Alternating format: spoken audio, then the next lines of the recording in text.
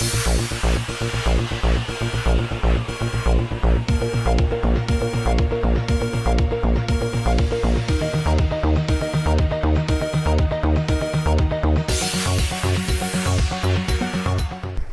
तेलंगाना में अरसे दराज से टीआरएस हुकूमत की वादा खिलाफियों को आवाम के रूबरू लाने की हर सियासी पार्टी कोशिशें करती आ रही हैं और हुकूमत भी इसी दौरान अपनी बात कहती है और अपोजिशन अपनी बातें।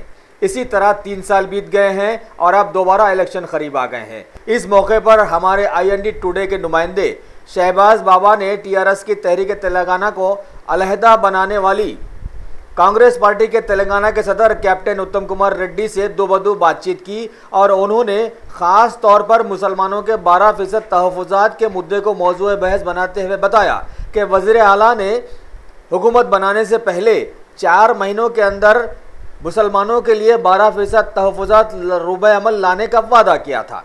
अभी 40 महीने गुजर गए हैं, फिर इलेक्शन करीब आ गए हैं और ये एक बड़ा वादा था जिसका ये हाल हुआ है, तो दूसरे छोटे छोटे वादों की तरफ तो आवाम की तवज्जो ही नहीं गई है। लिहाजा वज़ीर आला ने सुनहरी तेलंगाना का ख्वाब आवाम को दिखाकर सिर्फ़ और सिर्फ अपने ख़ानदान को सुनहरा बनाने में कामयाबी हासिल कर ली है।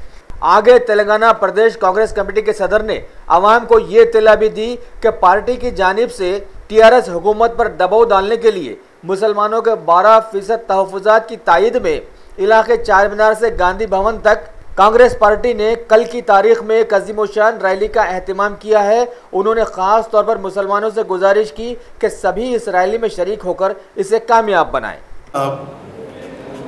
अगर टीआरएस गवर्नमेंट 2014 इलेक्शंस में जीते तो 4 महीने के अंदर मुसलमानों को 12% रिजर्वेशन लागू करेंगे बोल के वादा किया था। 4 महीने के अंदर, अब 4 महीने हो गए, 40 महीने हो गए।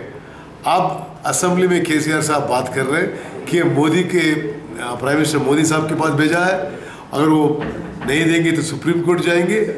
ये मुसलमान भाई बहन को धोखा देने की ग्राउंड तैयार कर रहे हैं।